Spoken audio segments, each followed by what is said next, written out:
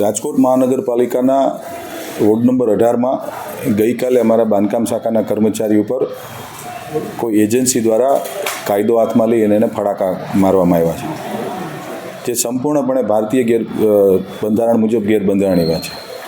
કર્મચારી હોય તો એને ફડાકા મારવા એ ગેરબંધારણીય છે. ભારતીય જનતા પાર્ટીના અમે સૌ શાસકોની નેમ છે કે કોઈપણ કર્મચારીની સુરક્ષાની જવાબદારી પણ રાજકોટ મહાનગરપાલિકાની. હું એસોસિએશનને અભિનંદન આપું છું કે સર્વે બધા મિત્રો સાથે રહીને આ રજૂઆત આજે અમારા સુધી પદાધિકારી સુધી થઈ છે. આ રજૂઆતને ધ્યાનમાં રાખીને આ એજન્સી કોઈ પણ હશે, આ એજન્સીને ઉપર કડકમાં કડક 48 કલાકમાં પગલાં લેવામાં આવે અને બ્લેકલિસ્ટ કરવામાં આવે.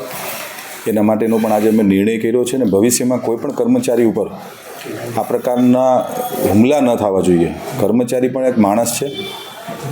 ગર્વ સાથે કહેવું પડે કે રાજકોટ મહાનગરપાલિકાના કર્મચારીઓ સાંજે 6 વાગ્યા પછી પણ કોર્પોરેટરોના, પ્રજાના પ્રતિનિધિઓના કે સોસાયટીના પ્રમુખોના કે લોકોના કામ કરતા હોય છે.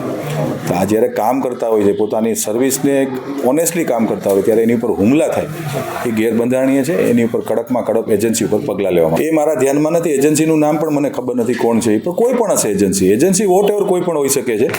એની ઉપર શિક્ષાત્મક પગલાં લેવા પડે, કારણ કે ભારતીય બંધારણમાં લખેલું છે કે હું પોતે કોઈને ફડાકા ન મારી શકું. એવી રીતે એણે ફડાકા માર્યા છે અધિકારીને, જે ગેરબંધારણીય. કારણમાં એક સામાન્ય વસ્તુ હતી કે એજન્સી એવું કહેતા હતા કે અધિકારી ફોન નથી ઉપાડતો, તો નો પણ ઉપડે.